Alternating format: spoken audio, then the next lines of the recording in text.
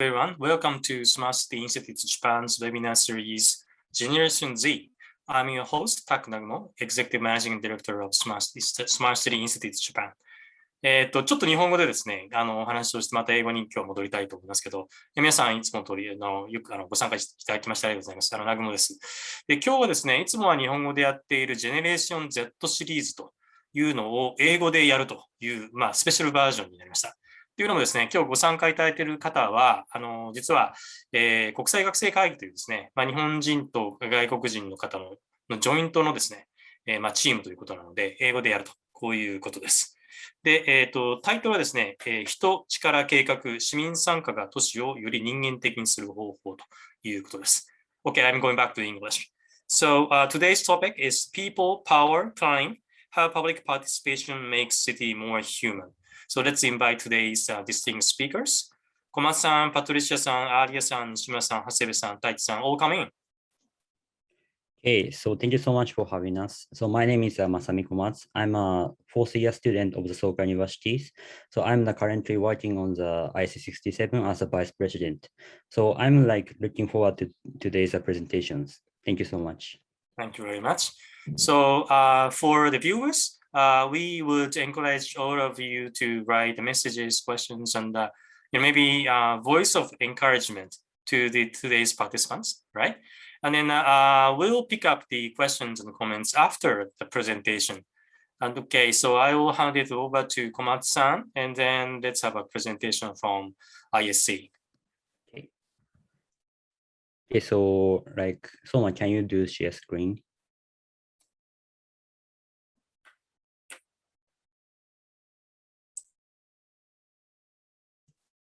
Yeah, thank you so much. So everyone can see it. Okay, so yeah, please go to the next slide. Yeah, this is today's members. Patricia and I'm the Masami Komatsu, and Soma Nishimura. Sorry for that. Please back to the one slide. Thank you. And the table member is Ami Hasebe and Aliya. Okay, so before we start, so firstly, I want to say thank you very much for this precious opportunity today. So personally, I'm the one that found the Smart City Institute. So we are very privileged to be here. Especially thank you so much for Mr. Nagumo-san and Mr. Tsuchiya-san and Mr. Nagano-san. So yeah, I will start the presentations. So next slide, please. So this is today's agenda. Firstly, I will explain our organization, International Student Conference itself, and then table member will explain our research itself, research result. Okay, so next slide, please. Okay, thank you. So first and foremost, please kindly allow me to brief explain to you about our organizations. And the International Student Conference is a student conference held annually since 1954. And West students from around the world are invited to Japan each year for 2 weeks to discuss solution and to global issue and engage in culture exchange activities. Yeah, please go to next slide. So let's take a look back to in history. With the outbreak of the Manchurian incident and Manchu Jihen, several student volunteers concerned about deterioration of Japan and the US relations and traveled to the United States. And with the importance of direct dialogue, the first Japan-US student conference was held at Aoyama Gakuin University in 1934. At that time, we also received a word from the Prime Minister Kiichi Miyazawa as well. And however, as the Pacific War progressed, it became difficult to hold the conference and it was cancelled. At the 1954, in light of the importance of the internationalizations after the World War, the International Student Conference, ISC, 国際学生会議, was started in 1954, and accepting participants from many countries, not just bilaterally. And this year was the 67th year of the event. And we are currently in the process of selecting the next 68 years committee members. Next slide, please. So I will explain overview of this year, ISC 67. So this year was the first ever full online format due to the pandemic. And there is a committee member composed entirely of students. Preparation and activity are carried out throughout this year. External affairs, finance, planning, public relations, general affairs, and academic are established. And with the president and the vice president is supported. And we are supported by the companies and the foundations, and many people are supported for us. And we had 30 committee members and 5 table chiefs and nearly 50 students from over the 18 countries. And our program composed by the culture exchange and academic exchange. In addition, there is a community of the nearly 500 ISC alumni around the world. The event had been held every summer, and this year program lasted for 4 months. Okay, next slide, please. So this year, our theme for ISC 67 was New Normal, Unity Without Boundaries. So we hoped for our participants to exchange their culture and their unique experience through our activities, considering that we come from a diversity of background. There is so much that we can learn from each other. However, the ongoing pandemic had profoundly changed the way we live, and our interaction have become vastly limited. And what we look for granted suddenly became unavailable. So against such a backdrop, the committee members at ISC 67 aspire to turn this crisis into an opportunity to connecting the like-minded youth across the world through the ISC experience. So hoping the transcendence what has kept us apart this year. Therefore, we come up with the theme, New Normal, Unity Without Boundaries. New Normal 国境を超えた団結へ for this year's conference. Okay, next slide, please. So this is a schedule of the IC67. The 4-month program began as follows. After 6 months of preparation of the 67th committee members, in April, the participant living overseas and in Japan was selected. This year, students with a diverse background from nearly 20 countries around the world participated in the program.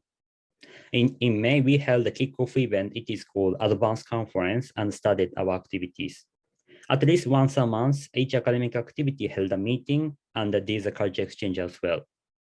And in August, we did a final forum was held.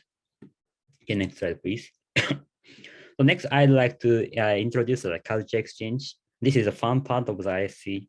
Culture exchange provides an opportunity for all participants to experience the world cultures.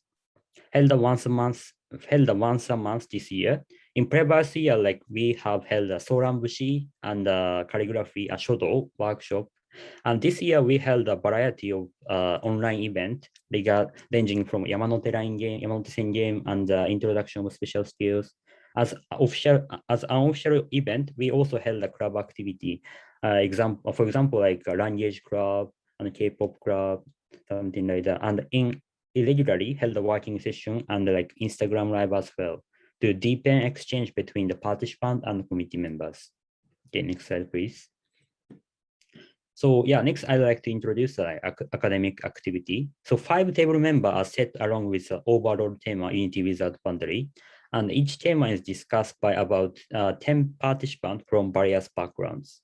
So meetings are held once a month, as I said, and in August, an intensive session period is held to prepare. And mentor help our activities. This is as a table's example, but including the Peace Board of organizations that won a Nobel Peace Prize. And the goal of academic activity is to create the final product and deliver the voice of young people to society.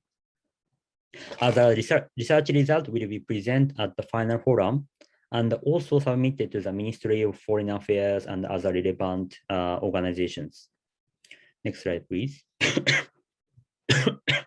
I'm sorry. So this is final forum. So I will explain what is the final forum is.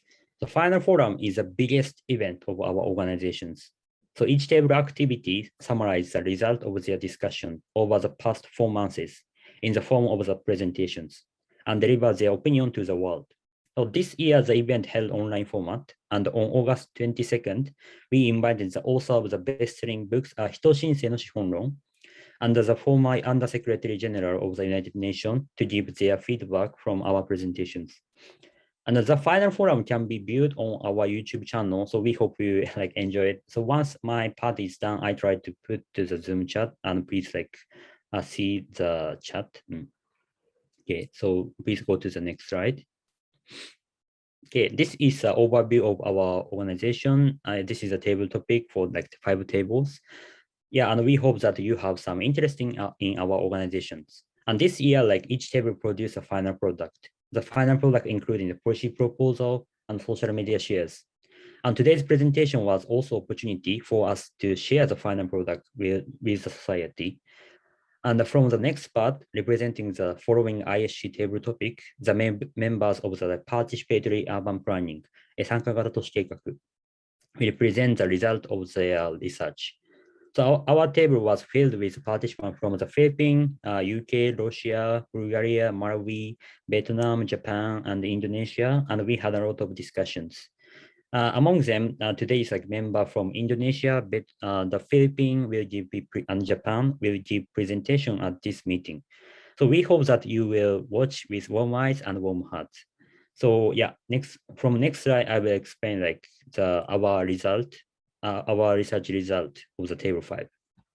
Okay, so please go to the next slide, please.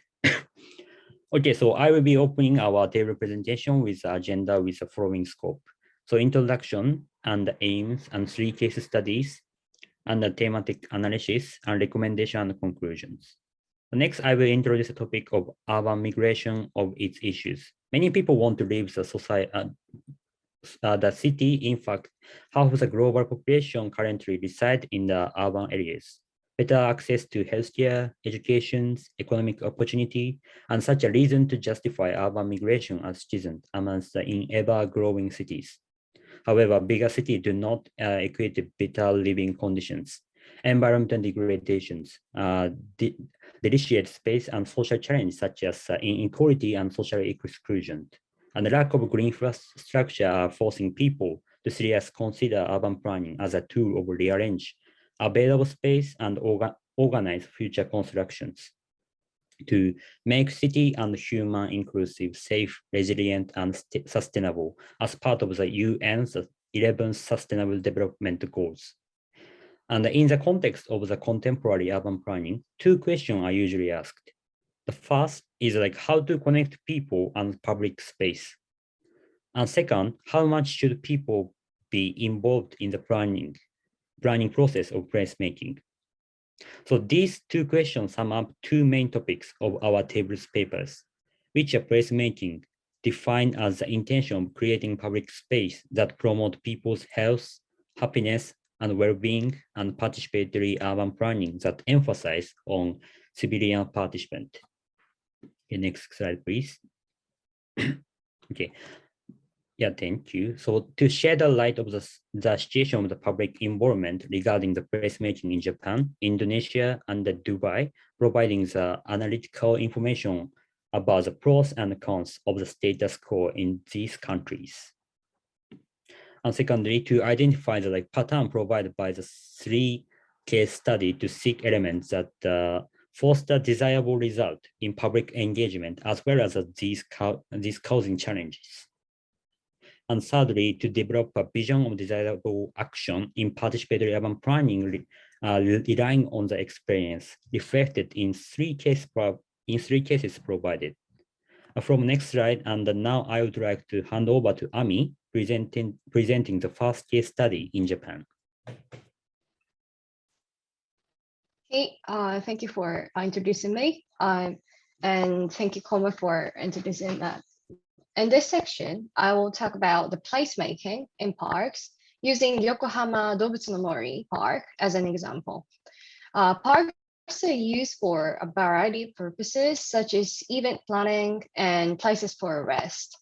The Forest Adventure, the park's facility, is the first initiative in Yokohama City to adopt Park PFI. This is a new local government-led system established to increase the convenience of park users and is attracting attention as a new method for the development and operation of urban parks, utilizing the vitality of the private sector. One of the citizen-led activities is an organization called the Creation and the Voice of the Earth. These citizens groups conduct park path maintenance and nature classes with the aim of increasing communication among citizens through their activities. Here, the nature characteristic of the park and the communication of the citizens are combined to help them a new community. To sum up, this park functions as a platform for citizens, governments, and businesses to create an accessible place as a park. Next case study is Jakarta, presented by Amyra. Thank you so much, Ami, for presenting the case study of Japan. Now I'm going to present the case study of Jakarta. Kampung Kota is a rural area or urban village inside a city, a residential area that is resided by people, mostly outsiders that migrated to Jakarta. Kampung Kota itself is known for its unorganized placemaking, density, compactness, and the mixed use of the area. The other problem of urban villages is the roads are often used as a shortcut by the motorcyclists. In 2018, ITDP Indonesia, who see this as an urban mobility system potential, then started a community-driven initiative called Kampung Kota Bersama. The initiative used a community-based approach, meaning that the planning and the implementation of the placemaking process involved the local community. The outcome of this initiative is to transform urban villages in Jakarta to be more cyclist and pedestrian-friendly to enhance the linkage, comfort, and social abilities. This initiative created new facilities and installations to improve urban mobilization systems while enhancing the residents' environment. The examples of the facilities and installations are designated motorcycle parking spaces, road signage, speed bumps, and communal spaces. All of those facilities and installations are built to improve the social interaction, engagement between residents, and most important, safety. Next, aforementioned facilities are built to create an environment that is friendly to the pedestrians and cyclists, since most of the residents use walking and cycling as their main choice of mobility. Finally, and the most important, to make a better urban mobilization system while not disturbing the residing residents. Since this initiative involves various bodies and organizations, the solutions and the input that are proposed are rightly targeted to the issues and actually solve the occurring problems. Seeing the success of this initiative, the goal of the Kampung Kota Bersama is to be replicated by the other urban villages throughout Jakarta. Now, Patricia will present a case study on Dubai, UAE.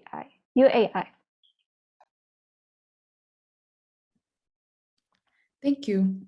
So I'm now going to explain about case study 3, which is contrasting the case of Al Satwa and Al Bastakia, two areas of intense and very influential cultural relevance in the UAE.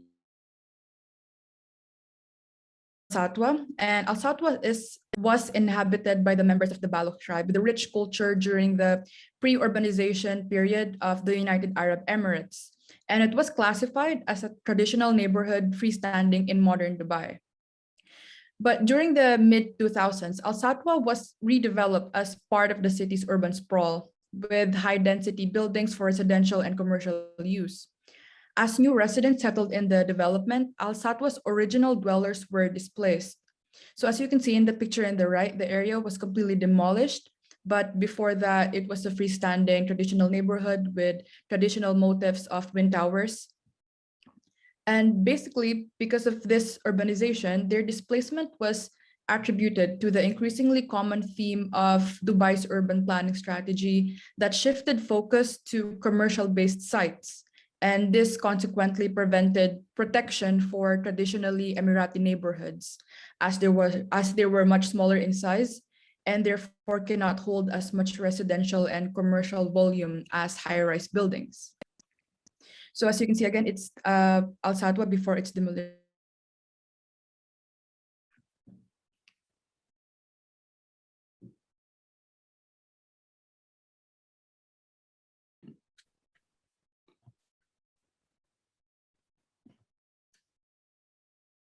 I need the next slide. Yes, so that's good. Thank you. So there was then this. Can you go back again? Yeah, go back. Yeah, thank you. Thank you. So on the right, on the left, that's Al Satwa, and now it is where the traditional neighborhood was demolished. So because Because the UAE mostly practices top-to-bottom approach in urban planning with barely any room for public discourse, most of the redeveloped small-scale neighborhoods as such is characterized as now being segmented or detached from the main urban fabric. So basically they were isolated with high walls and opening alleyways facing inward from the public eye. And some scholars attributed this top-to-bottom coercion of commerce-based development as urban violence, as the decision-making process catalyzing the neighborhood's cultural and spatial dilapidation was exclusively made by the government and land developers with little to no consultation with the Al Satwa's historical settlers. So imagine the kind of violence a place must have inflicted for scholars to call it urban violence. So Al Satwa is an example of what happens if no participation from citizens are employed in urban planning. And it kind of became the Emirati world's or the MENA region's urban planning example of a cautionary tale of what to avoid when you are developing or when you are starting to develop a city. The next the next case study I will talk about is about Al-Bastakiya. And since one of urban planning's core creed is the stress on a place livability and putting communities at the heart of urban planning by social integration and public participation, it is now important to kind of look at the opposite example of what happens if you do include people in participation. So now I will be given an example of how a place can be revived to its original community purposes if and only if certain players take action. For example, on the right here, it's the historical area of Al-Bastakiya in Dubai. Initially, it was demolished to be redeveloped for quarters for the UAE's large influx of foreign laborers during its infrastructure growth. And this demolition was planned well into 1989. Imagine demolishing a whole cultural site. But luckily, it caught the attention of British architect Rainer Otter, who, according to local stories, he campaigned for Al-Bastakiya's conservation and the reversal of the demolition plan by appealing to the United Kingdom's Prince Charles, who was supposed to be visiting the emirate.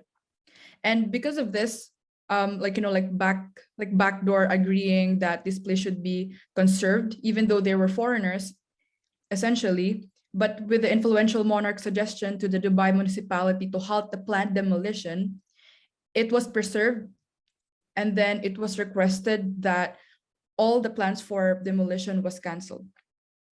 So starting in 2005, the Dubai municipality has redeveloped Al-Bastakiya, now renamed as Al-Fahidi Historical Neighborhood, in collaboration with public participants such as conservationists, NGOs, with placemaking goals such as community inclusion and social sustainability, like the Sheikh Mohammed Center for Cultural Understanding, which was built to primarily promote awareness about Emirati culture, customs, traditions, and religions among expatriates and foreign visitors.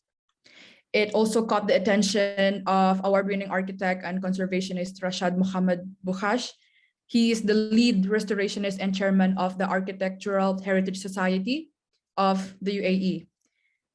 So basically, together with the Dubai municipality, lead conservationist Bukhash and the AHS, they claim to have preserved more than 200 historical infrastructures, figures, forts, watch, and wind towers, souks, or those traditional street markets, and mosques, wherein they interviewed and recorded personal statements of the surviving elderly who have experienced the Emirati environment before its transition to high-rise modernity. And they collected old memorabilia such as photographs, recorded accounts, so they could authentically and accurately replicate what Dubai looked like before to now. So the summary of this case study is basically Al-Bastakiya's journey and legacy from a nearly erased traditional neighborhood from the 80s that was protected by unlikely allies found in foreign visitors, that ultimately led to its conservation, that helped launch a much needed discussion on the importance of a place as an asset beyond economic sustainability.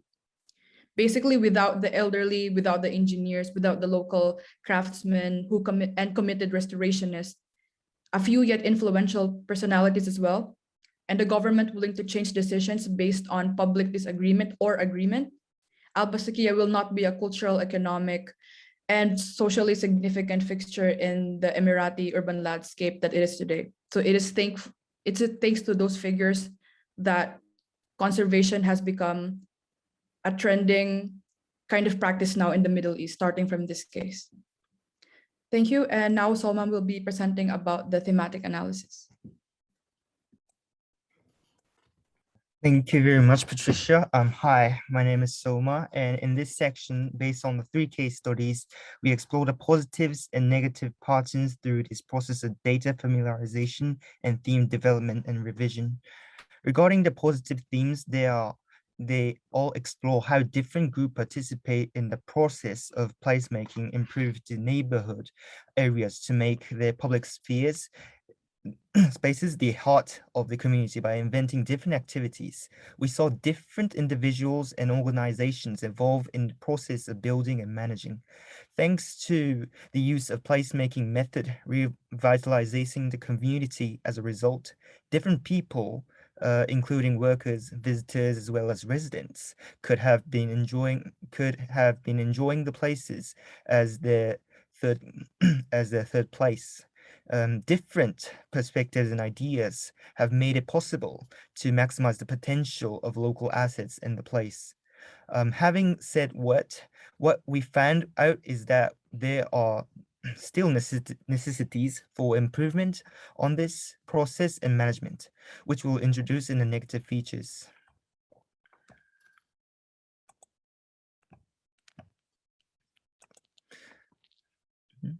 Wait, sorry.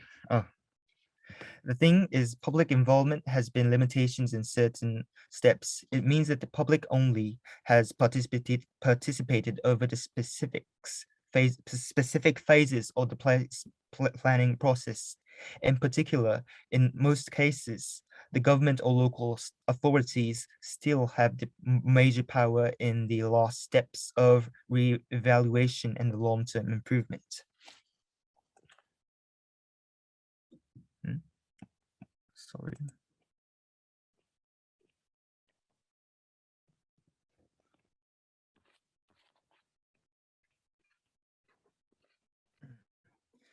The reasons why this is so problematic is that the policy making and the budget adjustment highly depends on this phase. And unfortunately, from analyzing these cases, we cannot say that there has been enough opportunities and resources for the public to grow their stewardship.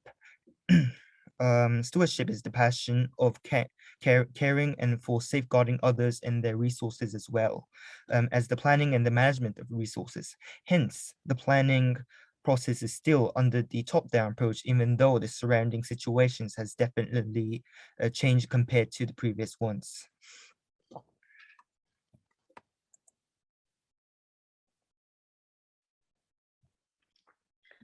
Thank you. And now, based on careful investigation of the case studies and thematic analysis, our table developed 5 recommendations to increase civilian participation in urban planning and placemaking strategies.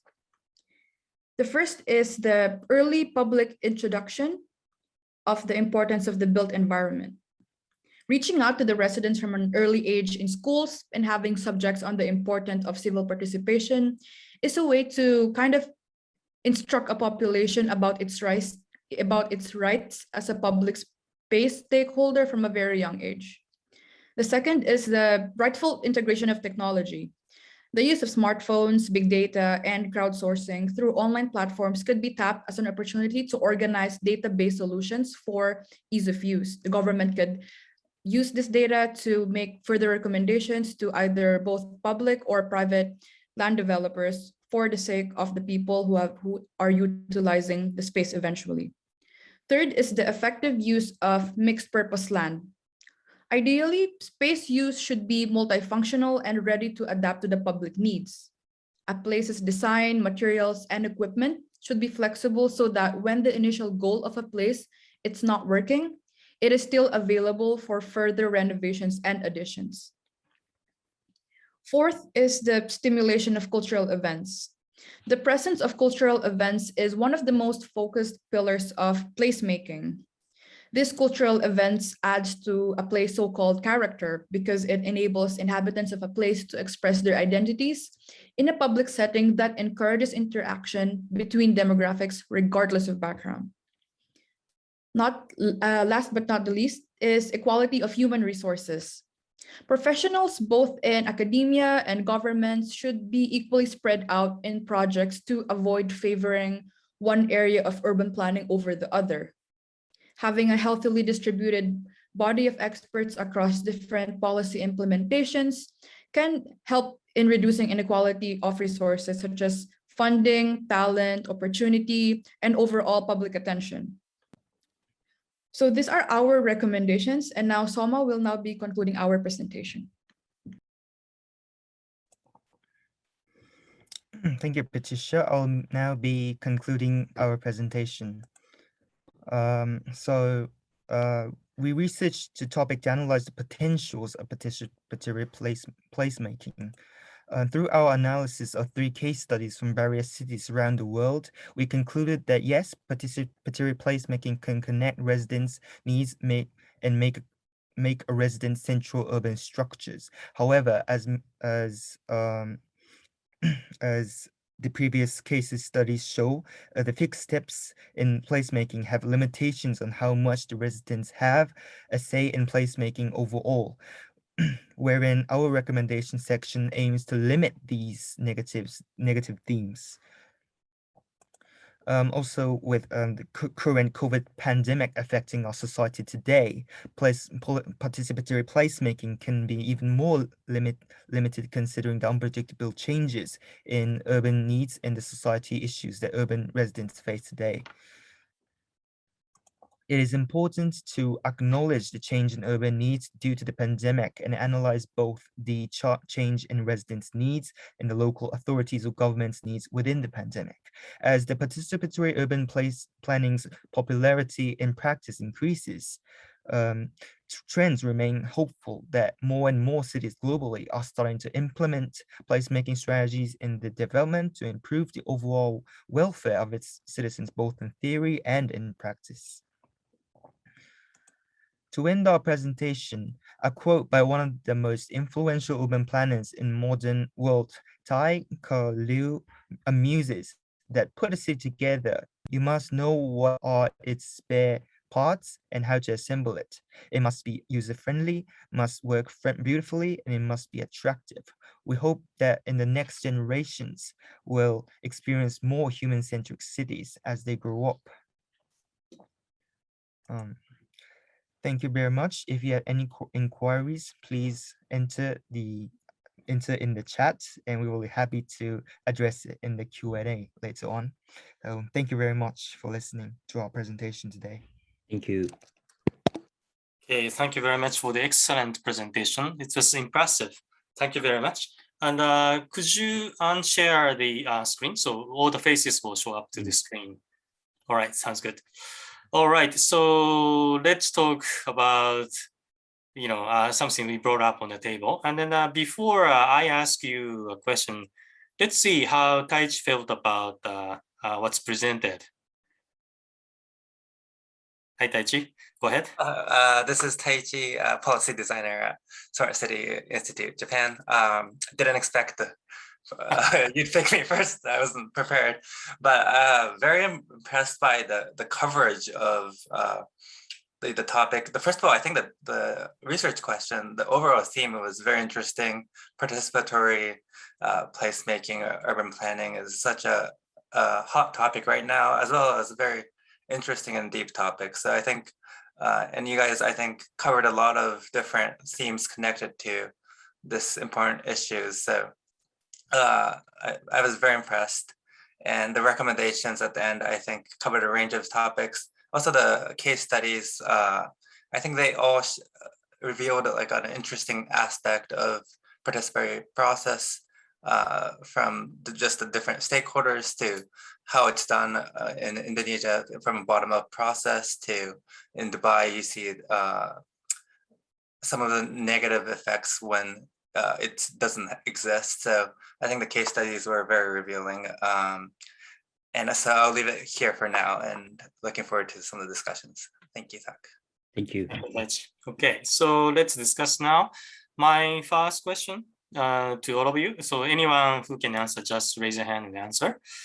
Why you guys are so much interested in urban planning? To begin with, to me, just let me talk about my case, right? As an ease of discussion.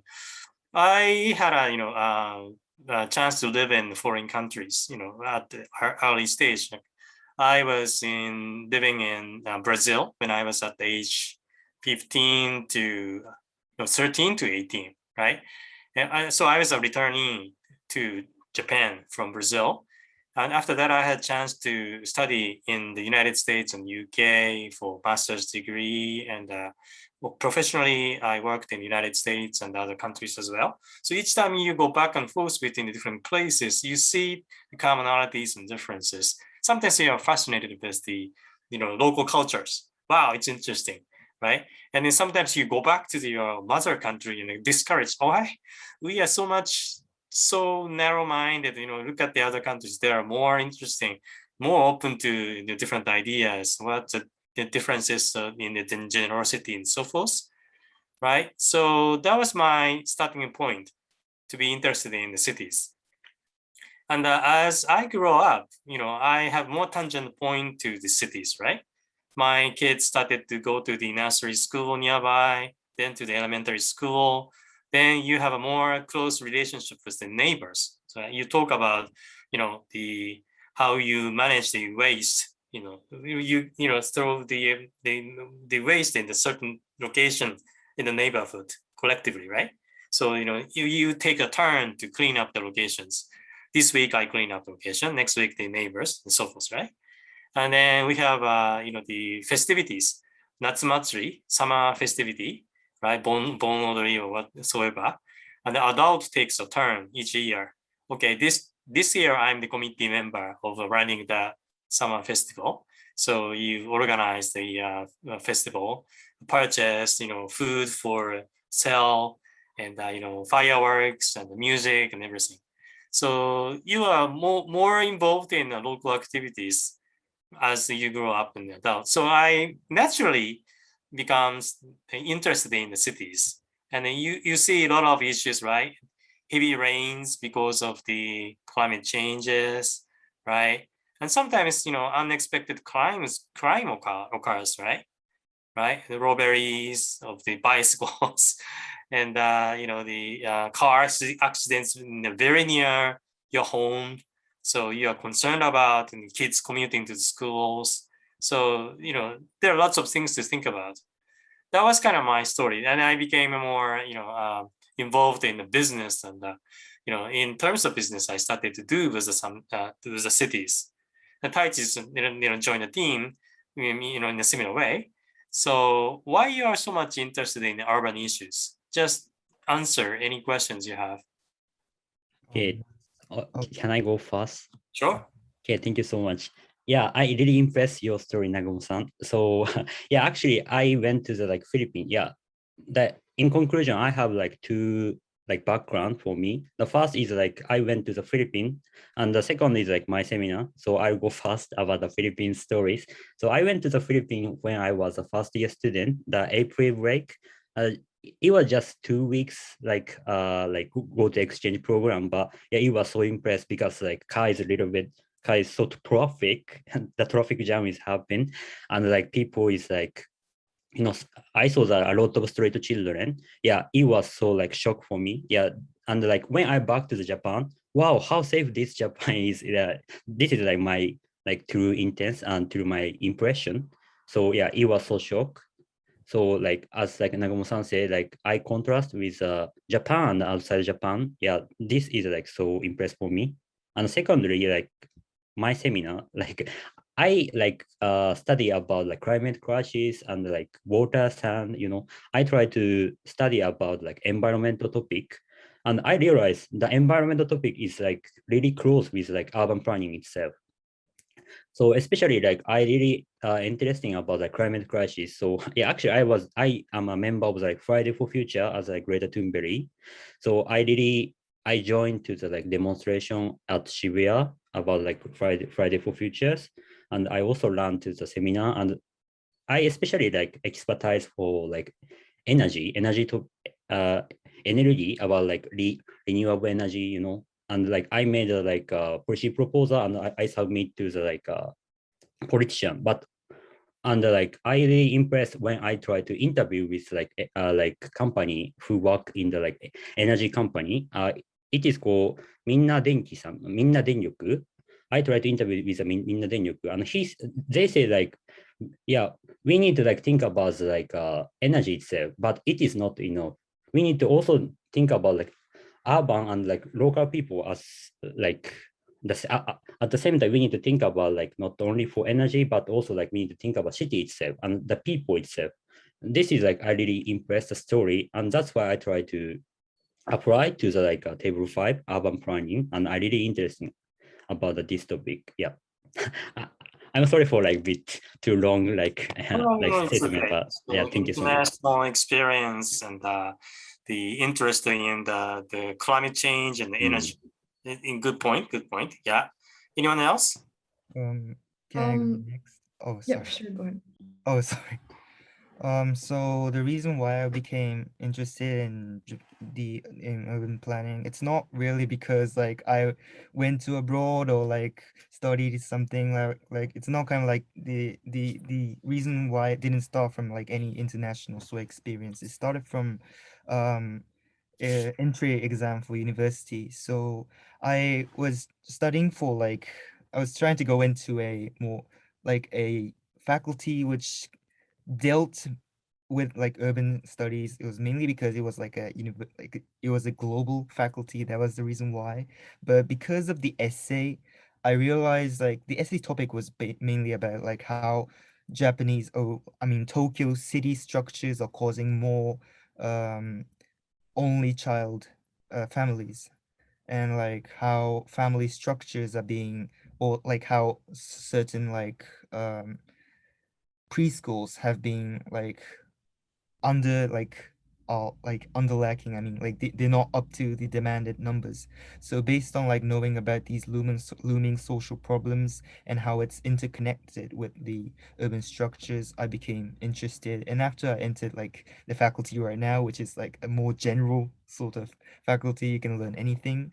I mainly like took a lot of urban studied courses based on like my interests back when I was studying for an entry for university, and based on that I learned more from not only from Japan but from like the spreading of like cities and how it's embedding cities in like China, as well as the donut problem in the New York. So like more general things, and based on that I was able to expand my perspective from like not only urbanism but from business and technology, and how like these kind of things are super connected with like with urban planning. And that was sort of like how like from a university exam to now, like how I evolved and became more interested in how urban planning was so interconnected with many genres and many like technology and business.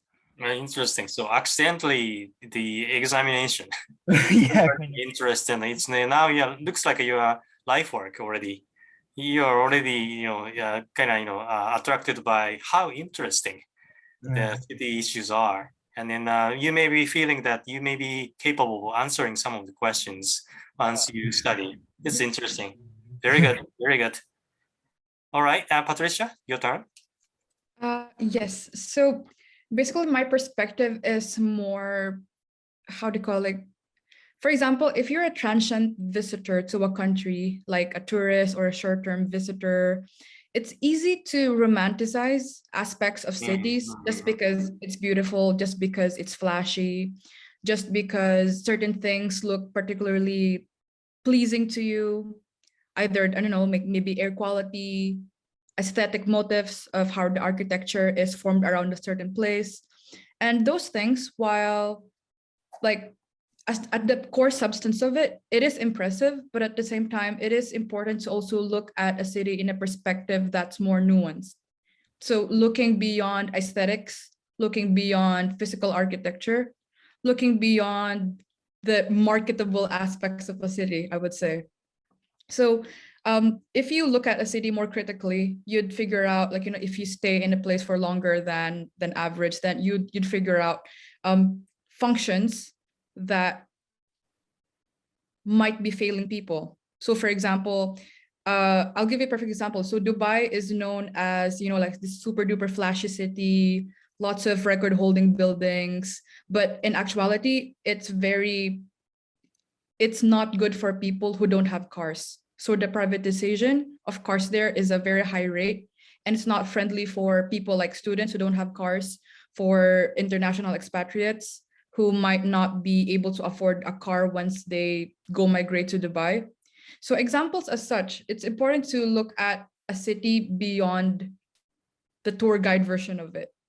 So, I think this kind of conversation, this kind of dialogue that we're having here is inviting people and audiences to look at something as a whole, not just for specific functions that you might find particularly pleasing to you, that might not be said to other people. So I think that's what brings me into the urban planning scene, the placemaking scene, the study of how people interact with their built environments.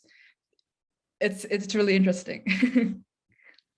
Okay, thank you very much. So you're saying that you are interested in kind of local reality versus the artificial commercial the appearances of the city. Yeah, I think it's an interesting point. I was also interested in that point as well. Business creates kind of future on surface, but the reality is sitting on the ground always. So you noted that the bottom-up approach is very important. I totally agree with you. And then without having human scale approach, city will never succeed. Right. That's a very important point. Thank you for mentioning that points. Okay. Who will go next? Okay, I'll go next. Yeah, like as Patricia said, actually, I think it's the same thing, that the people shape city. Because I have the experience that I study abroad at the University of Sheffield, which is the kind of the famous university in urban planning, and I took some of the classes and lectures. But at the time, I don't really feel about urban planning thing, because it is kind of just the academic study for me, academic knowledge for me. But the very important the notion that I learned and at the lectures was the participatory urban planning, and also the placemaking. These notions are really important thing for me, because when I turned back to Japan, and the COVID-19 outbreak, the pandemic occurred, then I really felt that the places for people who can communicate and who spend time, so just this chatting or just for chill, these kind of places are really, really important for us. So through this experience, I really into the urban planning.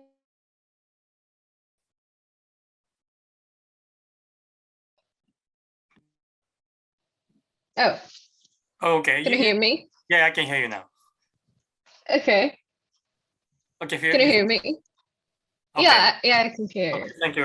So, you are interested in the social aspect of human activities. We are known as the social animal, so to speak, right? So societal aspect is indispensable in terms of the human life. So you mentioned place making, place to be, place to communicate, place to interact with someone else is a necessity for human life. That is interesting point. Thank you very much. All right. Thank you. Good. So Aliya? Yes, thank you. So I am personally didn't come from urban planning background. I am studying humanities, specifically literature, but I really interested in urban planning because currently I am living in Jakarta, and I really love wandering around city with public transport. And I can say that here in Jakarta, development of public transportation is really massive and really stepping a huge steps in Jakarta. But and the housing and the infrastructures are developing very, very great. But I can also say that the development are not spread nicely because there are some areas that are not developed like the center part of Jakarta. And I feel like the urban planning of Jakarta is maybe the root of social problems such as poverty and then also like crimes and everything. So I believe that urban planning can also change social condition of a city. Yeah, it's a very important point. It's been called social determinants of life. So depending upon how you design the city, the life of the people living in the city will change. So it's very important how you design the built environment, how you define the function of the cities. Otherwise, you will see unexpected side effects, like crimes, congestions, the shortage of the medical services, lack of water, and etc., etc. So you're right. So counting not only our generations, but the future generations as well, the design of the city will be very, very important and lasting, and the effects over the years, over the generations. Thank you for mentioning that. So Taich, you may be not expected, but you are also welcome to make comments from your standpoint. Yeah, sure. For me personally, I studied urban geography in college, and I think my interest is, instead of looking more of the social issues, I think I had a more positive, maybe I wasn't thinking as much, but I was just walking around the city, just feeling the city and just enjoying the atmosphere of the city, just the different places. So I think a city has to have that individuality. I think it's it's kind of similar to the point Patricia made earlier, that you only see the surface when you initially visit, like a very beautiful building, but that might be just gentrification and people might be displaced because of it. And the city might look exactly the same as another international city because of the development. So just walking around the city and looking around interesting local neighborhoods is, I think, a very interesting aspect of it. City. And can I also ask a question to everyone? Tak? Yes? Go ahead. So I think it's from the part that Soma-san, you brought up in the conclusion,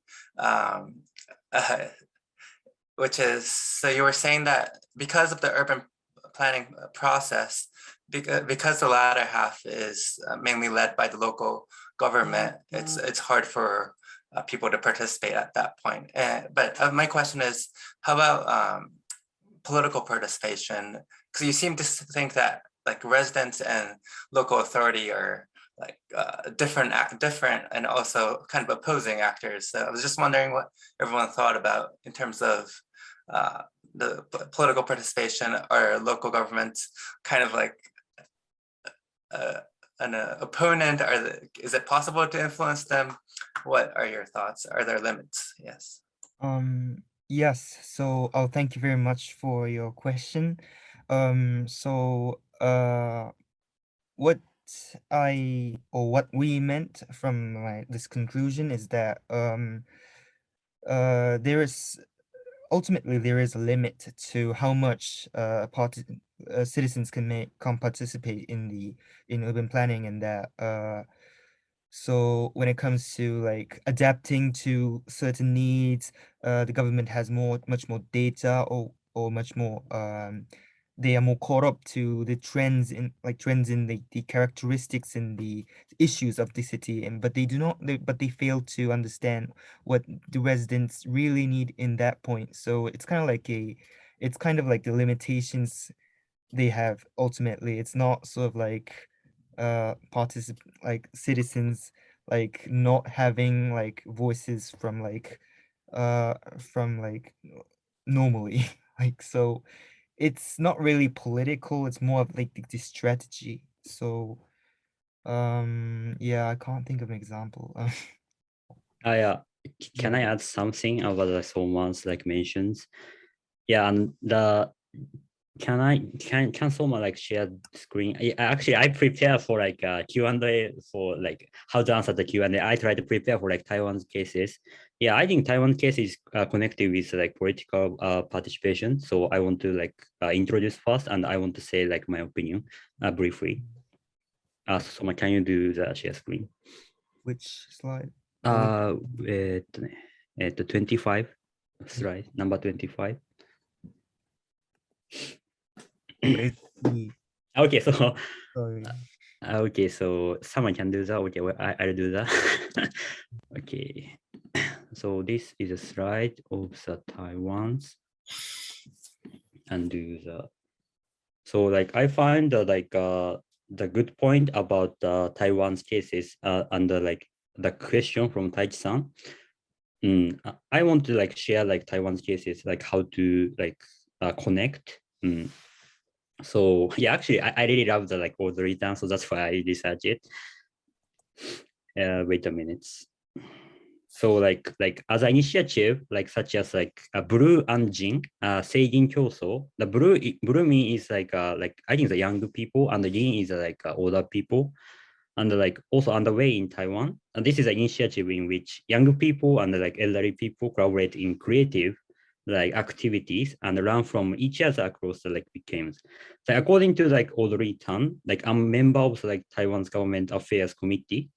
So this initiative like enable people who have the time and interest to come together and share like innovative values by listening to the opinion from of the many people. I think everyone is like understanding. And like we must be humble in the like act of learning and thinking of the way, and we must be humble to learn the thing from others. I think like this like attitude is like most important to like introduce like this kind of system. And like he tried to like say more about like in addition like it is like widely accepted to point out important issue through the internet, and this is a point. And like and when like there are like more than like 5,000 people who agree with like issue raised, and they gather like opinion on the issues, explore the solution, and even create laws. I think this point is so important because like in Taiwan, just only 5,000 people is agree some like idea. That idea will be the, like more like political action. Yeah, I think this is like great example, and I hope like some like Japanese like local government also should introduce, because the point is like not only for voting, not only for like raise the voice. I think some system has in country, people can easy to voice up, and the political action are easy to like approach to the like political itself. I think this example is so good. And yeah, for example, like Kakogawa City is like already accepting that this similar like example platform. Kakogawa is I think Hyogo. Yeah, of course this is like online platform, and sometimes like trouble is happen, but I think so, like this system is like great example.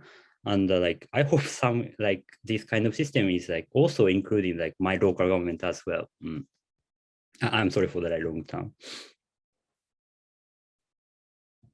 Great. So use of the technology to communicate and create some kind of power to mobilize the government and the society. It's a very important idea. The case of Kakogawa is known as the use of the dissident. It's a Barcelona origin tool, actually. And it's been expanded to many cities in Japan, like Hamamatsu, Shibuya, Yokohama. And, you know, in the previous version of this series of this Generation Z, I have once asked a question to the participating students. What do you think about activists, right? Can you be activist? And majority of the participants answered like, I don't want to be seen as an outlier. I want to make society changed. But if I say I'm the activist, maybe my friends or parents or neighbors may see, oh, he's a kind of different person. don't be, too close to that person. Yeah. So rather than directly involved in a demo or activist activities, if you use, the programming or code or something like that, you can immediately affect the changes, we would like to desire. So, Audrey Tan is a perfect example, actually. He's a one individual, genius, but one individual, but, nicely mobilize the technology to actually navigate the society as a whole. It's an interesting case study. Yeah, thank you. Right. And can I ask you a second question? I was impressed that you have read 人申請の資本論, Sato Kohei's book. Yeah. It's a book about the questioning the capitalism. Yeah. Today, our new administration is insisting that we are going to design new capitalism for Japanese society. Neoliberal capitalism went too much for competition and victimized the weakers and then environments. So you really have to rebalance the economy, environment, and society. Even within the economy, you really have to balance the distribution of the wealth amongst the wealthy and poverty. So, capitalism is under question right now, not only in the United States or Japan, but everywhere in the world. And then we don't really have a single answer. Everyone is exploring what would be the better off to make the society better for the current and the next generations. And I'm just curious what you are thinking about the future of the capitalism. Well, it's a big question. It's kind of tough question. There's no right or wrong answers, but maybe you are interested in, Patricia mentioned about commercial business created the problem. If you create one solution, the side effect may occur. So we really have to rebalance, right? So what would be the necessity to rebalance what we do in business today? Yeah, Patricia, please go first, and then I will follow it. Okay, to talk about capitalism and especially neoliberal capitalism in the fourth wave of expansion, such as the digital expansion, it's a question that kind of begs the answer. Okay, where do I start? Because capitalism is a system that basically everyone can pin a blame to as the reason to why the world is suffering right now. You can blame, negative discourse on identity on capitalism. You can definitely blame climate change on capitalism. You can blame majority of civil wars and disputes internally or externally, something that the governments are doing to capitalism. We in my old school, we have a joke. If someone asks you, hey, wait, what do you think is the cause of this problem? Capitalism is a very safe answer. So to kind of answer it now, I think that the book that you've mentioned, it's very important because the philosopher highlighted there that the best way to go is to degrow, the opposite of grow. So one strategy that people are always talking about in terms of sustainable growth, sustainable living, is to start small, grassroots. Is there really a need for massive networks of transportation or massive networks of logistics or shipping or transferring of service into one place to another? Do we really need it or do we just want it? So to prioritize longevity of the human race, I mean, I know it sounds very dramatic and theatrics, to talk about the longevity of the human race itself, we have to go back to the roots. We have to descale.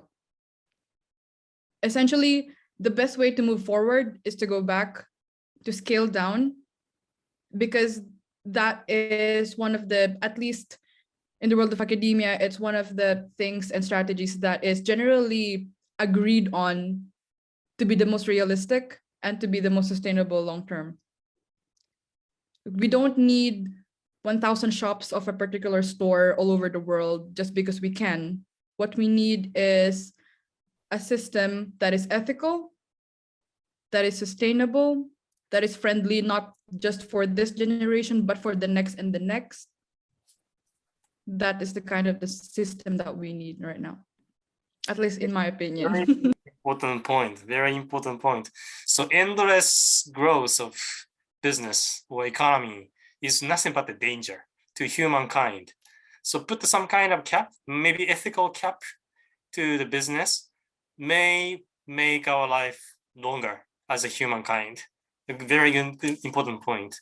Any other comments or opinion? Yes, it's not just an ethical cap, because we know that resources, it's finite, but human needs and desires, they're infinite. So not just an ethical cap, not just a regulation cap, name it, financial, emission cap, like the number of things that a company, that a multinational corporation could produce in 1 year should be capped. There should be offsetting deals, like carbon offsetting deals. They should be like limit on, you know, like what's the turnover for people that they are going to take. So that, like, for example, if an employee gets sick, at least that employee could have a level of protection, not just being replaced immediately the moment that they become useless to that company. So all these kinds of protection for the people, for resources is important. And it's a very difficult step because it's massive. But if you start somewhere, if you start small, then that's already, you know, like it has the potential to snowball even further. I know it's very idealistic, but it's the most that we can do at this point. Yeah, thank you. It's important. Thank you very much. Okay, I'd like to welcome any other comments, opinion. I want to talk about like, yeah, but if someone want to talk, please like talk, because I think that I speak too much, I think. Yeah, Aliya, Soma, Ami. Oh, may I? Yeah, please. I think one of the issues that obviously the issues of capitalism is the too much of competitiveness. And well, because I live in Japan, like I don't feel a lot of competitiveness here in Japan, but I know that in the US there is more like corporate consolidation, much more of M&A, so like there's more like a competitive nature to the market itself. And like throughout history, competitiveness is what brought innovation. Like notable example, the space war, like how US and Russia, they were both like creating rockets to go to the moon, and ultimately they were able to build like this rocket and like expand human technology innovation. And right now, like history is like repeating itself right now, because like China and US, they're doing like the 6G warfare, and like these kind of innovations, they are causing companies to, well, like ultimately like increase their technology, their development, their influences. But like at the end of the day, if there is lack of like competitiveness, there is like much more of a co-creation sort of state, then companies will be much more open to thinking much more from a global perspective. And I see this a lot in healthcare, actually. I was job hunting a week ago, or like 2 weeks ago, and I was mainly applying for IT companies, and I felt like these IT companies in Japan mainly, they are much more focused on consumerism and like profit rather than actual quality.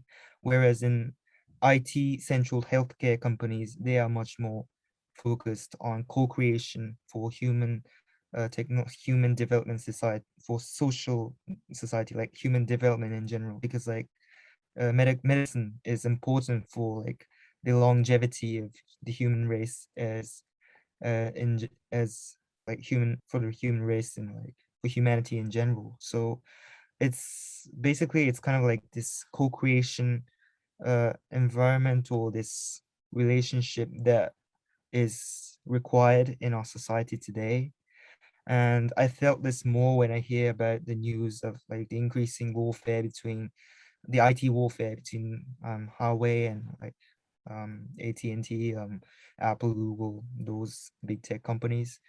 So yeah, like from my perspective, it's mainly like the lack of co-creation, and that is causing these kind of like inequalities right now. So maybe we have been too much obsessed with the game of competition. Zero-sum game is causing negative output. Maybe we need to shift towards the plus-sum game, like a co-creation, right? Multi-stakeholder win-win situation. Otherwise, somewhere in the future, we will be off the track. All right, good point. Okay, in the interest of time, let's move on to a question from the viewers. I may pick up one from Kanron Tam Damron Sunton Shai-san. Thank you for sharing your experiences. I have a question to panelists. Do you think it is possible for us to achieve participatory urban planning in the society that is not democratic? How can we promote participation from the citizen in a society where participation is not necessarily encouraged? It's a very sophisticated question, but sounds like a question from one of your friends, right? I'm not sure. So let's talk about this. Any comments, questions, anything? Firstly, thank you so much for like asking. And I hope like I want to ask for Nagumo-san's first because Nagumo-san has experience to go to Brazil. So I really curious about like a system, but I try to answer first. So like, actually, it is a good point. I think it depends on the political system. You know, for example, Taiwan system is like based on the like democratic. So like they like really important like value is like democratic. But like the Min-san mentioned about like if the countries are not democratic, how to like achieve the like participatory urban planning, I think it is a good question. So if I try to answer, like to be honest, it is like I'm not sure. But like for example, it is depends on the like factor. For example, the Taiwan has like an internet basis. I mean, like people can do the like online communication. So people has a Wi-Fi and like no obligation from like a government. But I can't mention, but for example, like the biggest the country in Asia is try to like avoid to the like obligation in the internet connection. Someone say China try to avoid. If this country has avoided to like people's like the communication, I think it is difficult, as you say. But like if the like online has basis, for example, like European country and like the South American country, if the country has like online basis, I think that like, for example, Taiwan's cases can be introduced in the country. So I think it is depends on the like basis. You know, like even if like we say like not democratic, but the background is different, you know. I think the environment is the most important. Environment is not for like water, sun. I mean the like more like rural area. I mean the digital divide situations and online situation and political itself, you know. So like if I have to answer in the one comment, it is depends on the like background, I think. Good comment. Any additional comments, questions? In terms of political, for example, it's true that all of us, at least right now, had the privilege to be talking about it openly without that much flack or that much criticism. And that itself, having this platform, is an important start. So, but at the same time, we also understand the reality that some people our age might not have the same opportunity as us, in fear of being flagged as maybe as an activist. Some like people, like some countries have a negative connotation to the word an activist. They think that it's people bombing certain things, vandalizing certain areas, but that's not what activism is inherently about. So to answer your question about what can people do in countries that have this kind of sensitive political environment where you can't do something too much or too little, otherwise you'd be branded as one thing. One thing that they could do is just to start simply in their homes. And then if they can expand that circle safely, then they can expand to their communities. So for example, I'll give you an example of guerrilla gardening. So guerrilla gardening is basically just gardening without asking for the government's permission. There are guerrilla gardeners around the world, for example, in Tbilisi, in Georgia. They, for example, there was a place in the capital of Georgia, and then they wanted to develop an old historical park that everyone uses for free into a high commercial density mall. And obviously a lot of people were against it because it's kind of ripping apart the social fabric of what Tbilisi is known for, which is good nature, good environment. And then a group of guerrilla gardeners just started squatting in the place and then planting trees. And then they were starting this general campaign awareness about what's going to happen in that place if it's not stopped. So even if technically what they're doing is illegal, such as squatting in a publicly owned place, there were like the moral behind it, the motivation behind it was protective, it was defensive. And then so people, even though they were initially, like indifferent about the case before, they started appreciating how much the place was being defended. And then they started lobbying against what the government's plan was. And right now, it's still a park until today. And I think there was an ordinance that was passed that no infrastructure higher than 4 stories will be built in the vicinity of that area so that people could enjoy the lush trees and the scenery. So that's example of one, maybe a little bit an extreme example, but if you could start small, start in your family, start in your friend group, don't underestimate the power of online forums, of online collaboration tools. That's something that we are very privileged to have right now in this age. Start small, and then you can expand from there. Thank you very much. Yeah, it sounds like even if the country is not democratic, the networking to begin with is still possible. And then in the course of creating networking, probably you can find out a step-by-step solution to reflect your voices to the society. And sometimes, events may trigger some societal changes. So a lot of opportunities going forward, I guess. Thank you very much. And I really want to continue this discussion, but the time has already come. So at the end, let me introduce one encouraging comment from the Ueno-san. So I will read it for you. My name is Hiroko Ueno. I am a researcher at MURC. I'm a member of ISA and participated in ISC. When I was a student, it was probably 33rd and 34th ISC, well, a long time ago. I'm very happy to find ISC still so active. I wish you good luck and another successful ISC next summer. Well, thank you so much. It is Thank you very heartwarming. much. All right, so time has come. So I would like to have someone representing this team to make a final remark. Anyone?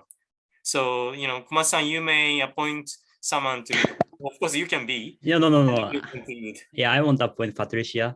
Yeah, you are table chief, and thank you so much for your effort. Okay, thank you.